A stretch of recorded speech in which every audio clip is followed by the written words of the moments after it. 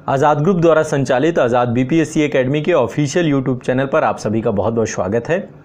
ये व्यापक मंच बिहार लोक सेवा आयोग द्वारा आयोजित होने वाले बीपीएससी एग्ज़ाम तथा अन्य सभी एग्ज़ाम, इसके अतिरिक्त बिहार राज्य की सभी प्रतियोगी परीक्षाओं की तैयारी करने वाले सभी छात्रों के लिए समर्पित है। तो आप सभी इस मंच के साथ जुड़ करके अपनी व्यापक तैयारी कर सकते हैं। प्लेलिस्ट में आप सभी को बिहार राज्य विशेष, करंट अफेयर्स, साथ ही समान अध्ययन के सभी विषय जो आपके पाठ्यक्रम में हैं उसके विषयवार प्लेलिस्ट बनाई गई है, आप जाकर के देख सकते हैं। प्रतिदिन आपकी निरंतर क्लासेस यहां पर चलती हैं। आप सभी इन क्लासेस के साथ जुड़िए और अपने संपूर्ण पाठ्यक्रम को हमारे साथ तैयारी करिए। साथ ही जो भी आपके आगामी एग्जाम है उसको लेकर के भी आपकी प्लेलिस्ट बनाई गई हैं, आप प्लेलिस्ट जाकर के जरूर देखिए। इसके साथ ही आप हमारे साथ टेलीग्राम चैनल पर जुड़ सकते हैं। आज़ाद बीपीएससी एकेडमी का टेलीग्राम चैनल भी है, तो आप जाकर के टेलीग्राम में सर्च करिए। साथ ही डिस्क्रिप्शन में टेलीग्राम चैनल के लिंक भी दी गई है। इसके अतिरिक्त आप सभी को निःशुल्क मासिक पत्रिका भी उपलब्ध कराई जाती है। इसके लिए आपको आज़ाद बीपीएससी एकेडमी का एप्लीकेशन डाउनलोड करना पड़ेगा। वहां पर आपको निःशुल्क मासिक पत्रिका मिलेगी। आप स्टडी मटेरियल वाले सेक्शन पे जाइएगा, वहां पे आपको निःशुल्क मासिक पत्रिका प्रति मंथ आपको हर महीने मिलेगी। तो आप सभी उसे जरूर डाउनलोड करें और उससे कंप्लीट करंट अफेयर्स पढ़ें। साथ ही यदि किसी भी प्रकार को आपका डाउट है, कुछ भी आप हमसे पूछना चाहते हैं, तो आप एप्लीकेशन में जो आज़ाद बीपीएससी एकेडमी का एप्लीकेशन गूगल प्ले स्टोर से आपको मिलेगा, वहां पर जाएंगे, उसे डाउनलोड करेंगे तो चैट वाला सेक्शन आपको मिलेगा। वहां से आप हमसे किसी भी प्रकार का प्रश्न पूछ सकते हैं, डाउट पूछ सकते हैं। साथ ही आपको एक निःशुल्क टेस्ट सीरीज भी आपको उपलब्ध कराई जाएगी। तो इस मंच के द्वारा व्यापक तरीके से आप लोग प्रतिदिन के स्तर पे अपनी तैयारी प्रारंभ करिए। हम आपके साथ लगातार जुड़े रहेंगे। जो भी छात्र यहाँ पर आ रहे हैं, नए छात्र हैं, यदि आप पहली बार आप इस मंच से जुड़े हैं तो इसको सब्सक्राइब करिए और बिहार राज्य के सभी छात्रों तक इसे जरूर पहुँचाइए। हर एक छात्र तक पहुँचाने की जिम्मेदारी आप सभी की है। तो चैनल को सब्सक्राइब करिए, साथ ही बेल आइकन जरूर दबाइएगा ताकि आने वाले जितने भी आपके वीडियोज़ हैं, नोटिफिकेशन से आपको सबसे पहले मिले।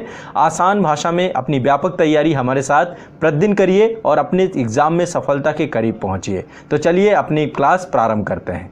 तो हर साल 21 अप्रैल को नेशनल सिविल सर्विसेज डे मनाया जाता है आप सभी का, ठीक है। आज 21 अप्रैल ही है और सिविल सेवा दिवस के रूप में जो है 21 अप्रैल को मनाया जाता है। तो देखिए, सबसे पहला जो मोटिव है इस दिन को मनाने का वो ये है कि जितने भी सिविल सेवक हैं हमारे देश की, जो कार्यपालिका है, उस कार्यपालिका के द्वारा देश के जितने भी नागरिक हैं उन नागरिकों के लिए खुद को समर्पित करने, सार्वजनिक सेवा में काम करने की उत्कृष्टता के लिए, अपनी प्रतिबद्धताओं को नवीनीकृत करने के लिए, उन्हें प्रोत्साहित करने के लिए यह दिन मनाया जाता है। इस दिन अवार्ड भी दिए जाते हैं। तो जैसे आज विज्ञान दिवस में ये आयोजन था प्रधानमंत्री जी के द्वारा, जो सिविल सेवक उत्कृष्टता पूर्ण कार्य करते हैं उनको प्रोत्साहित भी किया जाता है।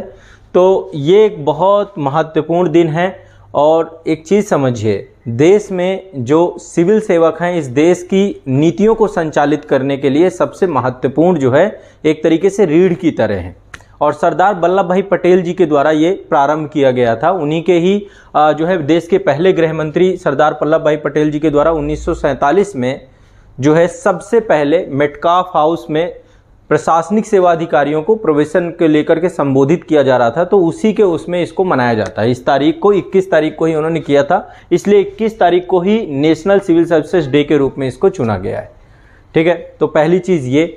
और सरदार वल्लभ भाई पटेल जी कहते थे कि भारत का एक स्टील फ्रेम है ये, है ना। देश को डेवलप करने के लिए हमारे देश की सिविल सेवा एक स्टील फ्रेम के रूप में काम करेगी। और इसीलिए आपको पता है कि सिविल सर्विसेज की तैयारी और इसमें इसको लेकर के जो सबके अंदर एक क्रेज़ होता है इस एग्ज़ाम का, और बड़ी बड़ी संस्थाएं इसको लेकर, स्वायत्त संस्थाएं बनाई गई हैं, चाहे वो संघ लोक सेवा आयोग हो या पब्लिक सर्विस कमीशन हो। तो देश में पहली बार जो आपका सिविल सेवा दिवस मनाया गया वो 2006 में मनाया गया, ठीक है। 2006 में नई दिल्ली में पहला सिविल सेवा दिवस मनाया गया। इस साल भी, हर साल फिर तब से इसका आयोजन लगातार किया जा रहा है और ये बहुत अच्छा है। देखिए, देश में जो प्रशासनिक अधिकारी हैं उनके अंदर इथिकल वैल्यूज़ आएँ, जिससे जनता के लिए समर्पण का भाव आए। और मैंने आपको बताया है कि अंतिम तौर पर जो हमारा एक सिविल सेवक के तौर पर जो एक कमिटमेंट होता है, जो प्रतिबद्धता होती है, वो जनता के लिए ही होती है ना। संविधान है और संविधान के तहत जो व्यवस्था बनाई गई है उसमें संविधान भी जनता के लिए ही समर्पित है। तो लोक प्रशासन में उत्कृष्टता के लिए प्रधानमंत्री पुरस्कार इस दिन दिए जाते हैं। प्राथमिकता कार्यक्रम और नवाचार श्रेणियों के क्रियान्वयन के लिए जिला क्रियान्वयन इकाइयों को प्रदान किए जाते हैं। तो ये हर साल जो है सिविल सेवा दिवस के रूप में इसको मनाया जाता है, ये आपको ध्यान रखना है। ठीक है, ये एक इम्पॉर्टेंट विषय वस्तु है हर साल जो है, ताकि एक रिमाइंडर किया जा सके और उनको प्रोत्साहित किया जा सके। और प्रशासन में देखिए उत्कृष्टता बनाए रखने के लिए सबसे ज़्यादा जरूरी है कि प्रोत्साहन बहुत ज़रूरी चीज़ है। जब आप अप्रिशिएट करते हैं किसी अच्छे काम को तो उसका एक पॉजिटिव इम्पैक्ट जाता है। ठीक है, तो ये आपको ध्यान में रखना है। जो हमारे देश के सिविल सेवक हैं, सामूहिक रूप से देश का जितना भी एडमिनिस्ट्रेशन है, यहाँ की जितनी भी मशीनरी है, इसको रन करते हैं, देश के नागरिकों के प्रति रात दिन काम करते हैं। तो देश में जो विधायिका है और न्यायपालिका है और जो सैन्य कर्मी है ना, सिविल सेवक के तौर पे ये सम्मिलित नहीं है। सिविल सेवक एक स्थायी कार्यपालिका के तौर पर संपूर्ण जो पूरा एक मशीनरी बनाया गया है, इनको लगातार जनता के प्रति जो है समर्पित भाव रहे, इसलिए जो है पूरा का पूरा कार्य बनाया गया। ठीक है, तो सबसे पहले जितने भी छात्र हैं जो कि सिविल सेवा की तैयारी कर रहे हैं, आप लोगों को भी बहुत बहुत शुभकामनाएं। ठीक है, एक आप लोगों के लिए गुड न्यूज़ भी है। ठीक है, यदि आप सिविल सेवा की तैयारी कर रहे हैं तो आज जो है सिविल सेवा के अवसर पर आप सभी को 21 अप्रैल और 22 अप्रैल है ना, आज़ाद ग्रुप के जितने भी एप्लीकेशन हैं आप लोगों को 25% का ऑफ भी मिलेगा, जितने भी हमारे कोर्सेज हैं IAS PCS के सभी कोर्सेज पर। ठीक है, तो ये आप लोगों के लिए जो है एक विशेष अवसर पर हमारे द्वारा किया गया प्रयास है। तो नेशनल सिविल सर्विसेज डे पर आज़ाद ग्रुप के जितने भी एप्लीकेशन हैं सभी पर आपको 25% का ऑफ है। ठीक है, सभी कोर्सेज पर जितने भी कोर्स हैं, इसके लिए कूपन कोड है आपका सिविल 25 है ना, ये आपका 21 और कल 22 तारीख तक वैलिड रहेगा, तो आप लोग जरूर इससे जुड़िएगा। ठीक है, चलिए अब करंट अफेयर्स के अगले सेगमेंट पे हमें सभी प्रमुख युद्धाभ्यास पढ़ने, जितने भी युद्धाभ्यास हैं सब हम क्रम से देखेंगे। अभी हाल फिलहाल में कुछ हुए हैं, इनको हम समझने का प्रयास करेंगे। सबसे पहले बात करेंगे कि सैन्य युद्धाभ्यास क्या होते हैं। ठीक है, देखिए सेना को इसलिए बनाया गया है ताकि देश की संप्रभुताओं को सुरक्षित रख सके। ठीक है, हर देश ने सेना को इसीलिए सृजित किया है। और अभ्यास का मतलब होता है कि देश के संप्रभुता को स्थापित करने के लिए कई बार युद्ध तक में चीजें बदल जाती हैं, और कितने युद्ध हुए हैं आज तक। तो अभ्यास का मतलब होता है कि रिवीजन करना, कैसे युद्ध रणनीति होगी, सैन्य कार्रवाई कैसे दी जाएगी, कैसे नए प्रशिक्षण बनाए जाएं। इस उद्देश्य से सैन्य संसाधनों का प्रयोग किया जाता है और सेना को सैन्य कार्रवाई के लिए तैयार किया जाता है। युद्धाभ्यास कोई वास्तविक युद्ध नहीं होते हैं, है ना। बिना वास्तविक युद्ध के सामना किए हुए युद्ध के प्रभावों को पता किया जाता है युद्धाभ्यास के माध्यम से, और ऐसी रणनीतियां बनाई जाती हैं जिससे विपरीत परिस्थिति में भी युद्ध की समस्याओं को समझा जा सके, चुनौतियों को समझा जा सके और सेना को युद्ध के लिए तैयार किया जा सके, और यह आकलन किया जा सके कि सेना युद्ध के लिए तैयार है या नहीं तैयार है। ठीक है, तो इसलिए युद्धाभ्यास होते हैं। युद्धाभ्यास कोई वास्तविक युद्ध नहीं होते, ये आप लोगों को ध्यान में रखना चाहिए। ठीक है, युद्धाभ्यास कोई वास्तविक युद्ध के तौर पे इनको नहीं देखा जाता, ये वास्तविक युद्ध नहीं होते। अब यहाँ पर हम थोड़ा सा जितने भी अभी हाल फिलहाल में हुए हैं, मैं आप लोगों से ये कहूँगा कि आप लोग मेरे साथ चीज़ों को लिखते भी जाइएगा, ताकि आप लोगों को चीज़ें क्लियर भी होती जाएंगी, समझ भी जाएंगे कि कौन कौन से युद्धाभ्यास हुए। हाँ,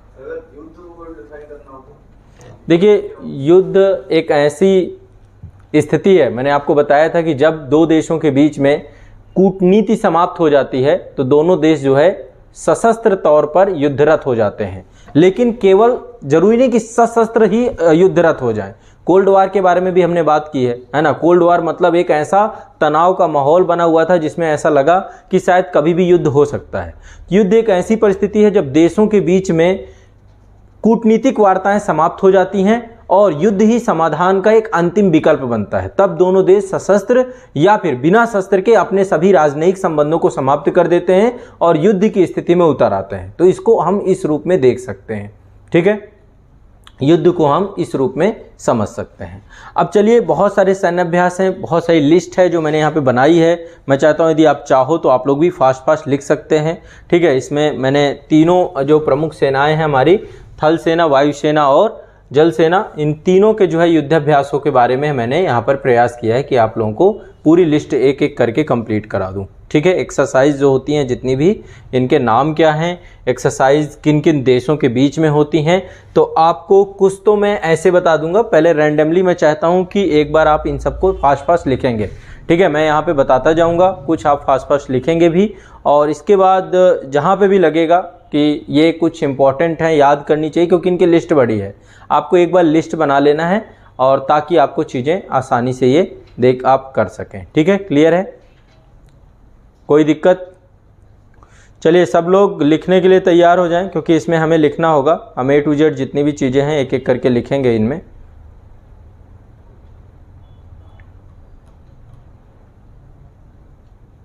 ठीक है, चलिए तो देखिए 3 प्रकार के युद्धाभ्यास होते हैं आमतौर पे। एक तो घरेलू युद्धाभ्यास होते हैं, हमारे ही देश की जो सेनाएं हैं आपस में युद्धाभ्यास करती हैं, ये घरेलू युद्धाभ्यास के तौर पे हैं। एक होते हैं द्विपक्षीय युद्धाभ्यास, 2 देशों के बीच में जो युद्धाभ्यास होते हैं द्विपक्षीय युद्धाभ्यास है। कुछ होते हैं मल्टीलेटरल यानी बहुपक्षीय युद्धाभ्यास, उसमें कई देश एक साथ जुड़ते हैं। जैसे अभ्यास मालाबार है तो उसमें कई देश हैं, 4 देश हैं आपके, भारत की नौसेना हो गई, जापान की हो गई, अमेरिका की हो गई और ऑस्ट्रेलिया की हो गई।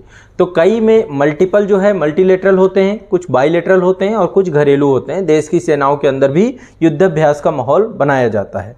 तो युद्धाभ्यास को जो है हम लोग एक बार क्रम से चीज़ों को कोशिश करेंगे कि हम लोग समझें और देखने का प्रयास करें। ठीक है, चलिए सबसे पहले यहाँ पर आपके एक लिस्ट है, मैं थोड़ा सा मैं पढ़ता जाऊँगा, आप लोग थोड़ा सा करते जाइएगा, साथ साथ एक लिस्ट बनती जाएगी आपकी, तो हमेशा के लिए हो जाएगी। हेडिंग डाल लीजिएगा। सबसे पहले मैं थल सेना के युद्धाभ्यासों के बारे में चर्चा करूँगा, जितने भी इंडियन आर्मी मिलिट्री एक्सरसाइज हैं। ठीक है, भारतीय थल सेना के द्वारा जो मिलिट्री एक्सरसाइज की जाती है उनके नाम हम लोग क्रम से देखते चलेंगे और आप उनके नाम को एक बार डिस्कस करते चलेंगे। फिर इसके बाद जब ये सारी लिस्ट कर लेंगे, अभी हाल फिलहाल में कौन कौन से हो चुके हैं, फिर आप अपडेट करते रहना अपने हिसाब से, ये सही रहेगा। ठीक है, एक बार मैं यहाँ पे करवा देता हूँ, तो याद भी करते चलेंगे, लिखते चलेंगे। पेन कागज निकाल लीजिए। देखिए भारतीय थल सेना के द्वारा ये कुछ प्रमुख युद्धाभ्यास है। पहला है इंद्र। इंद्र भारत और रूस के बीच में होता है। ठीक है, इंद्र युद्धाभ्यास भारत और रूस के बीच में होता है। एक देश के साथ कई सारे भी आपको मिलेंगे, मतलब मल्टीपल नाम से आपको मिलेंगे, तो ये भी आपको ध्यान रखना है। मैत्री थाईलैंड और भारत के बीच में होने वाला युद्धाभ्यास है। इसके बाद है सूर्य किरण नेपाल और भारत के बीच होता है। ठीक है, तो 3 है, इंद्र रशिया भारत, मैत्री थाईलैंड भारत, सूर्य किरण नेपाल भारत। ठीक है, इसके बाद हैंड इन हैंड, ये चीन और भारत के बीच में होता है। ठीक है, चीन और भारत के बीच में हैंड इन हैंड होता है। इसके बाद है प्रबल दोस्तीक, ये कजाकिस्तान और भारत के बीच में होता है। प्रबल दोस्तीक कजाकिस्तान और भारत। थोड़ा सा गति से लिखने का कोशिश यदि करें आप तो और अच्छा हो जाएगा। ठीक है, आप सभी लोग इनको लिखते जाएंगे, युद्धाभ्यास को सभी लोग लिखते जाएंगे, साथ साथ ध्यान रखिएगा। ठीक है, अभी आगे इनके बारे में और जो भी मतलब ऐसी चीज़ें जो आपको मैगजीन्स वगैरह में नहीं मिलती हैं वो भी मैं आपको बता दूंगा।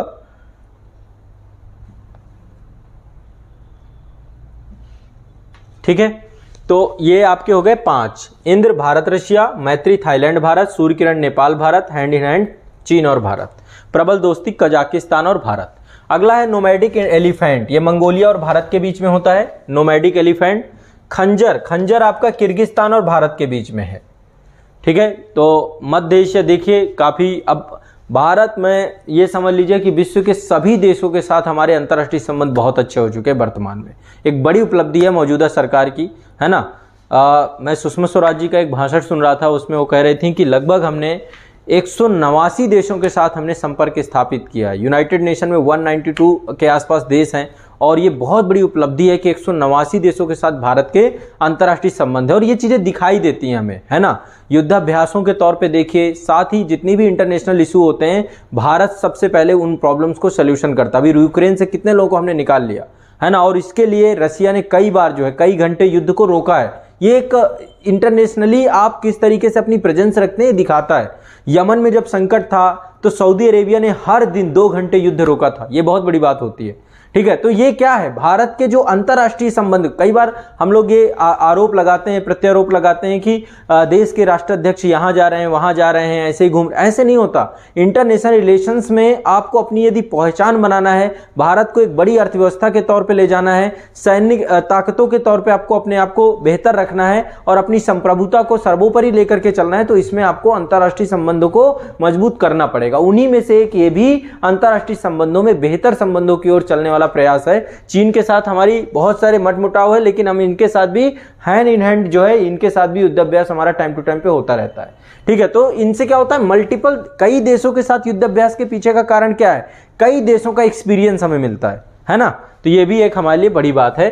खान क्वेस्ट जो है मंगोलिया और भारत के बीच में होता है। देखिए अब यहाँ पे मंगोलिया और भारत के बीच दो आ गए आपके, एक नोमैडिक एलिफेंट है और एक खान क्वेस्ट है, ध्यान रखिएगा ये दो आपके हो गए। इसके बाद सेल्वेक्स, ये आपका जो है संयुक्त राज्य अमेरिका और भारत के बीच में है सेल्वेक्स। अब यहाँ पे एक चीज ध्यान रखिएगा, यहाँ पे थोड़ा सा कंफ्यूजिंग है। मैत्री जो होता है भारत और थाईलैंड के बीच में होता है, लेकिन एक है मित्र शक्ति। मित्र शक्ति श्रीलंका और भारत के बीच में होता है, ठीक है, श्रीलंका और भारत के बीच में मित्र शक्ति। मैत्री थाईलैंड और भारत के बीच में, ठीक है। अगला है अजय योद्धा, यूके और भारत के बीच में अजय योद्धा। युद्धाभ्यास संयुक्त राज्य अमेरिका और भारत, तो देखिए सेल्वेक्स हो गया, युद्धाभ्यास हो गया।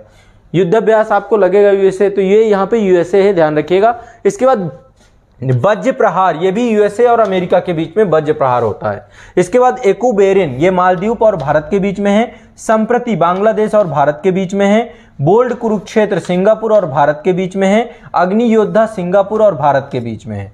सारे थल सेना के हैं, ये सारे लिस्ट आपको लिखते जाना है। सभी लोग इस लिस्ट को जरूर लिख लें, एक बार लिस्ट आपके पास बन गई तो काम आपका हो जाएगा, बार बार आपको परेशान नहीं होना होगा। अभी कौन से हुए हैं मैं आपको बता दूंगा, कुछ आपको नए भी लिखवाऊंगा जो अभी हाल फिलहाल में हुए हैं, नाम नहीं पता आप लोगों को तो वो भी मैं करवा दूंगा, ठीक है। तो अग्नि योद्धा श्रीलंका और भारत के बीच में। चीन इंडिया संयुक्त तौर पे लड़ते हैं, ये इसका नाम ही रखा गया चीन इंडिया संयुक्त, चीन और भारत के बीच में।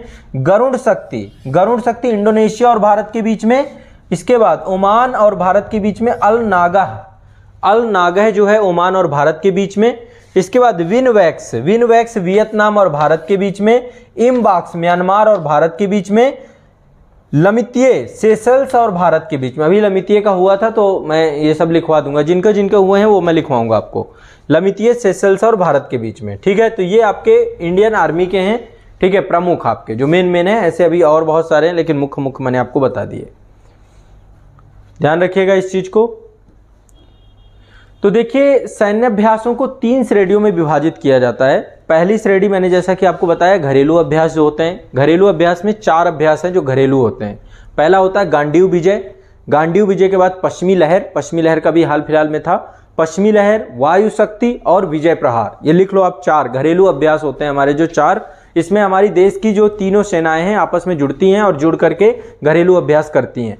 पहला है गांडीव विजय, दूसरा है पश्चिमी लहर, तीसरा है आपका वायु शक्ति, चौथा है आपका विजय प्रहार।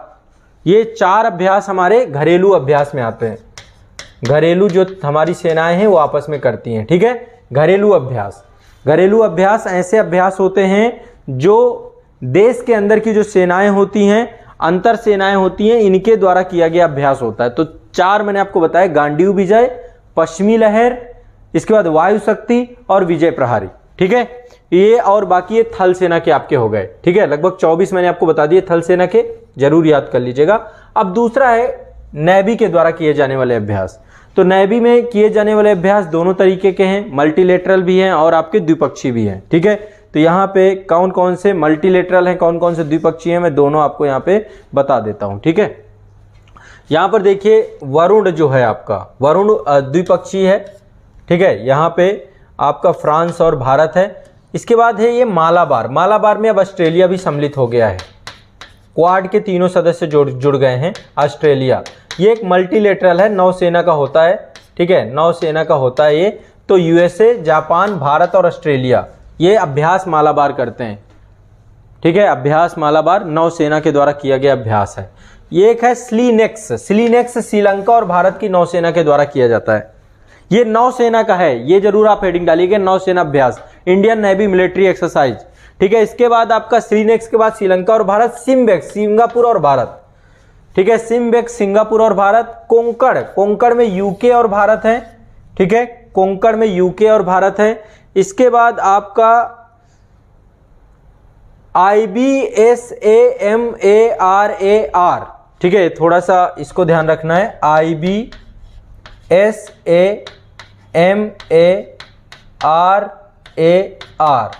ठीक है, इम्समरार करके इसको बोलते हैं। इसमें आपका मल्टीलेटरल है, साउथ अफ्रीका, ब्राजील और भारत, इनकी जो है ये नौसेना साथ में मिलकर के मल्टीलेटरल ये करती है आपकी। तो IBSAMARAR, ठीक है, इंडिया, ब्राजील, साउथ अफ्रीका। इसके बाद अगला है ऑक्सीडिक्स जो है ऑस्ट्रेलिया और भारत की नौसेना के बीच में होने वाला है। सहयोग कैजिन जापान और भारत के बीच में। इसके बाद नसीम अल बहर, ये ओमान और भारत के बीच में है। तो ये नौसेना से जुड़े हुए सैन्य अभ्यास हैं आपके, ठीक है, ध्यान रखना है। इसके बाद अगला है आपका, ये आपका है वायुसेना से जुड़े हुए सैन्य अभ्यास। वायुसेना से जुड़े हुए सैन्य अभ्यास ये आपके इंडियन एयरफोर्स के द्वारा अन्य देशों के साथ, ठीक है, बाइलेटरल या मल्टीलेटरल किए जाते हैं। तो इसमें अगला है रेड फ्लैग यूएसए और भारत के बीच में, गरुड़ फ्रांस और भारत के बीच में, कोप इंडिया यूएसए और भारत के बीच में, इंद्रधनुष ब्रिटेन और भारत के बीच में, सिंधेक्स सिंगापुर और भारत के बीच में, ईस्टर्न ब्रिज ओमान और भारत के बीच में, डेजर्ट ईगल संयुक्त राज्य अमीरात और भारत के बीच में, सियाम इंडिया थाईलैंड और भारत के बीच में, ठीक है। तो ये आपको सारे बना लेने हैं। रेड फ्लैग यूएसए और भारत, गरुड़ फ्रांस और भारत, कोप इंडिया यूएसए और भारत, इंद्रधनुष ब्रिटेन और भारत, सिंधेक्स सिंगापुर और भारत, ईस्टर्न ब्रिज ओमान और भारत, डेजर्ट ईगल संयुक्त राज्य अमेरिका और संयुक्त अरब अमीरात, माफ करिएगा यूएई है, संयुक्त अरब अमीरात, ठीक है, और भारत, सियाम इंडिया थाईलैंड और भारत, ठीक है। तो ये आपको ध्यान रखना है। क्लियर है, स्पष्ट है, ठीक है। ये आपके कुछ प्रमुख जो हैं आपके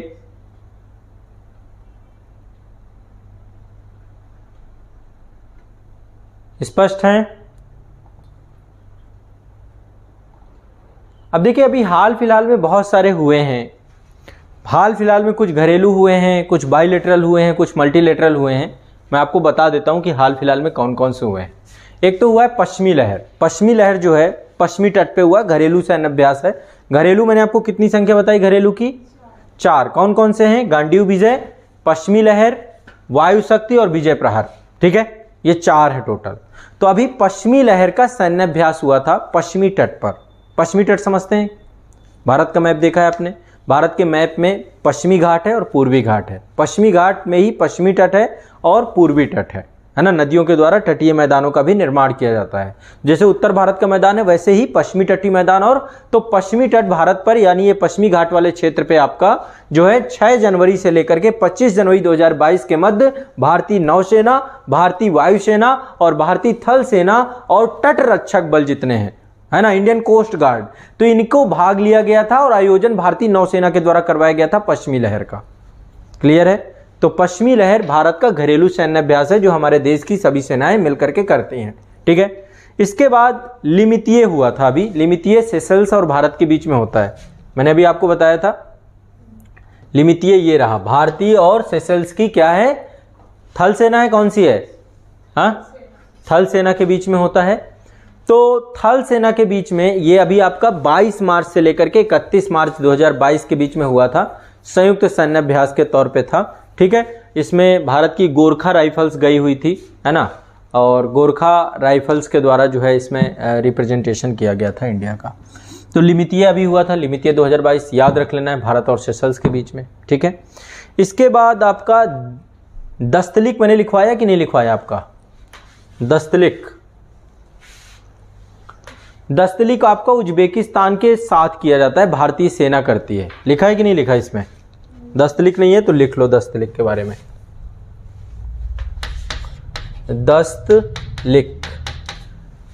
दस्तलिक ये आपका उज्बेकिस्तान में हुआ था, ठीक है। तो 22 मार्च से लेकर 31 मार्च तक भारतीय सेना उज्बेकिस्तान के बीच में दस्तलिक संयुक्त प्रशिक्षण अभ्यास का 3रा संस्करण इसमें आयोजित किया गया था, ठीक है। इसमें ग्रेनेडियर्स रेजिमेंट भारत की गई हुई थी। इसको एक्स दस्तलिक भी बोलते हैं, एक्स दस्तलिक भी बोलते हैं, ठीक है। तो ये भी आप ध्यान रखिएगा।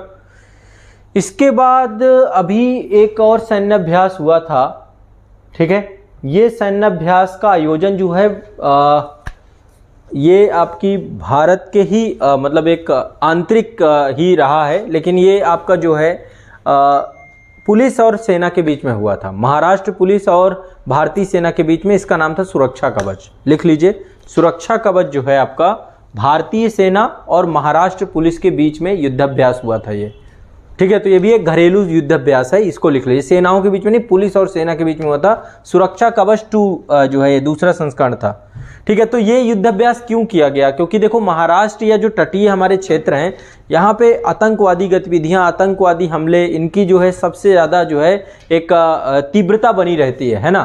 तो इस कारण से महाराष्ट्र पुणे में आयोजित किया गया था ये युद्धाभ्यास, और इसमें मेन अल्टीमेट गोल क्या था इसका कि आतंकवादी हमलों को कैसे प्रभावी तरीके से मुकाबला किया जाए। तो महाराष्ट्र पुलिस और भारतीय थल सेना के बीच में एक ज्वाइंट सेशन ये किया गया था। ठीक है, क्लियर है। अगला है बलिकतन। बलिकतन ये भी 2022 में लुजान क्षेत्र है। लुजान जल संधि में कहाँ बताया था मैंने आपको? फिलीपींस में। तो लिख लो लुजान क्षेत्र में, ये आपका संयुक्त राज्य अमेरिका और फिलीपींस की सेना के बीच में अब तक का सबसे बड़ा सैन्य अभ्यास है। तो आप बोल रहे थे ना कि अमेरिका कैसे पहुंच गया वहां पर, तो अमेरिका वहां पे जितने भी अन्य देश हैं, चाहे ताइवान हो, दक्षिण चीन सागर विवाद हम डिस्कस कर रहे थे, चाहे ताइवान हो चाहे फिलीपींस हो, सबका हमदर्द बना बैठा है। नाम इसका बलिकतन, ये आपका इंटरनेशनल है फिलीपींस और यूएसए के बीच में, बलिकतन। ठीक है, फिलीपींस और यूएसए के बीच में होने वाला सैन्य अभ्यास है। तो अभी 28 मार्च से लेकर 8 अप्रैल 2022 के मध्य जो है यूएसए और फिलीपींस के सेना के बीच में ये सैन्य अभ्यास आयोजित हुआ था। इसके बाद आपको पता ही है स्लीनेक्स। स्लीनेक्स के बारे में मैंने बताया था क्या? पहले भी आपको बताया था। स्लीनेक्स श्रीलंका और भारत के बीच में नौसेना युद्धाभ्यास है। तो विशाखापट्टनम और बंगाल की खाड़ी वाले क्षेत्र में ये हुआ था, आपका ध्यान रखना है इसको। ठीक है, स्लीनेक्स आपका मैंने अभी लिखवा ही दिया। इसके बाद अभी जो है जैसे कि मैंने आपको बताया कि 4 हमारे घरेलू सैन्य अभ्यास होते हैं।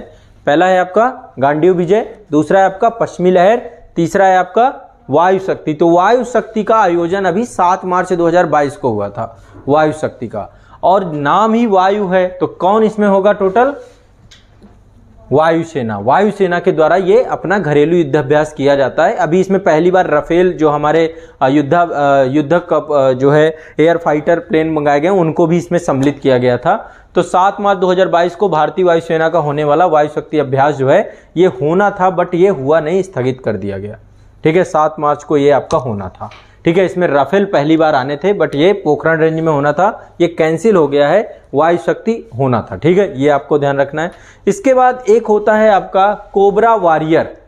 ठीक है, कोबरा वॉरियर थोड़ा सा इंपॉर्टेंट है, क्योंकि जैसे कि अभी ये युद्धाभ्यास आपको पता है कि ये कोबरा वॉरियर भारत और ब्रिटेन के बीच में होने वाला युद्धाभ्यास था, लेकिन ये आपका जो है इसलिए स्थगित कर दिया गया क्योंकि अभी रसिया यूक्रेन युद्ध चल रहा था और ये ब्रिटेन में ही होना था। तो वहाँ पे युद्धाभ्यास करना और ये सारी चीज़ों को लेकर के इसको भी स्थगित कर दिया गया। ठीक है, कोबरा वॉरियर, ये भी ध्यान रखिएगा। ठीक है, इसके बाद एक युद्धाभ्यास है जो भारत और जापान के बीच में चलाया गया, जिसका नाम है पूर्व धर्म गार्जियन। यहाँ पे लिखाया गया कि नहीं लिखाया गया? ठीक है, लिख लीजिए इसको, पूर्व धर्म गार्जियन। ये कर्नाटक में हुआ है 27 फरवरी से 10 मार्च के बीच में, भारत और जापान के बीच में संयुक्त सैन्य अभ्यास है ये। ठीक है, कर्नाटक में इसका आयोजन हुआ है, पूर्व धर्म गार्जियन। ठीक है, इसके बाद अगला सैन्य अभ्यास जो आपका है ये नौसेना का है। नौसेना के बीच में आपस में सामंजस्य बनाने के लिए, आपस में सौहार्द बनाने के लिए एक सैन्य अभ्यास जो घरेलू सैन्य अभ्यास है, जिसका नाम है अभ्यास मिलन। लिख लीजिए इसको, ये भी एक आपका घरेलू सैन्य अभ्यास है, अभ्यास मिलन। अभ्यास मिलन।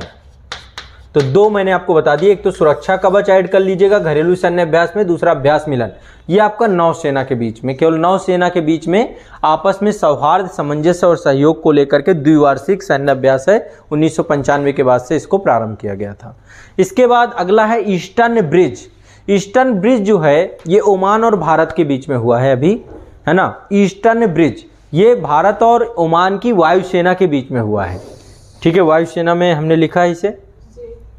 ईस्टर्न ब्रिज किसके किसके, हाँ ये ईस्टर्न ब्रिज है ना, ये अभी आपका आयोजित हुआ है ईस्टर्न ब्रिज राजस्थान में।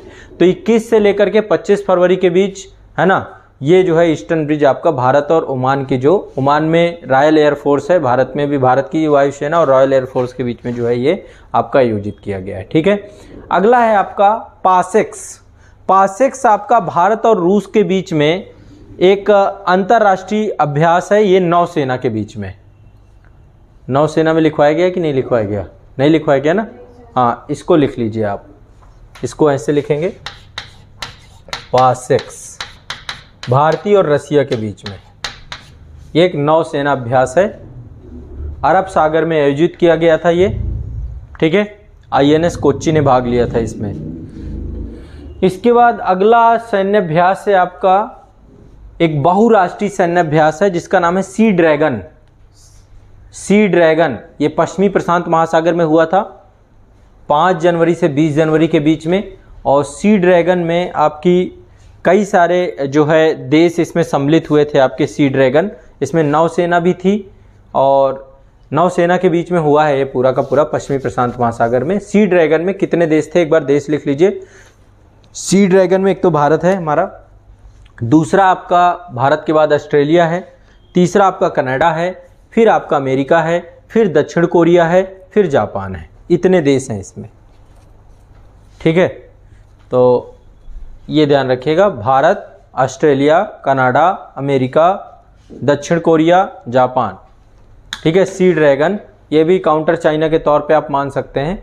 तो ये आपके टोटल क्या हैं, अभी हाल फिलहाल होने वाले सैन्य अभ्यास है। याद रखिएगा अभी सैन्य अभ्यास आपके होते रहेंगे, हर साल ये होते हैं, जितने मैंने आपको लिखवा दिए। टोटल कितनी हो गई लिस्ट, एक बार देखिए टोटल लिस्ट कितनी हो गई। इसमें संप्रीति था कि नहीं था? हाँ, संप्रीति, बांग्लादेश और भारत, लगभग लगभग सारे हो गए। यदि कुछ और मिलते हैं तो इस लिस्ट में ऐड कर लीजिएगा, लगभग लगभग सारे हो गए। और भारत, मंगोलिया, ठीक है, कॉन्क्वेस्ट, ठीक है। नोमैडिक एलिफेंट, नोमैडिक एलिफेंट का मतलब है खाना बदोश हाथी मंगोलिया और भारत के बीच में होता है नोमैडिक एलिफेंट। चलिए, तो ये आपके आज के करंट अफेयर्स के सेगमेंट में जितने भी सैन्य अभ्यास, कितने 50, बस अब 50 रट लेने हैं, याद कर लेने हैं। जो और 1 2 4 मिल जाते हैं वो भी अपना। एक गरुड़ शक्ति है, हाँ, तो एक गरुड़ शक्ति है और फ्रांस के साथ आपका फ्रांस वाला तो नौसेना वाला, हाँ वो नौसेना का हो गया, ये आपका उनके साथ है, ठीक है। ये आपका थल सेना के साथ है। गरुड़ नहीं है, वरुण है। नहीं नहीं, कहाँ है गरुड़? एक इंडोनेशिया के साथ है। इंडोनेशिया के साथ गरुड़ शक्ति है, ये है आपका भारत और इंडोनेशिया। और श्रीलंका के साथ ये है वरुण, सर वो फ्रांस फ्रांस और भारत के साथ है। ठीक है, तो ये आपका जो है करंट अफेयर्स का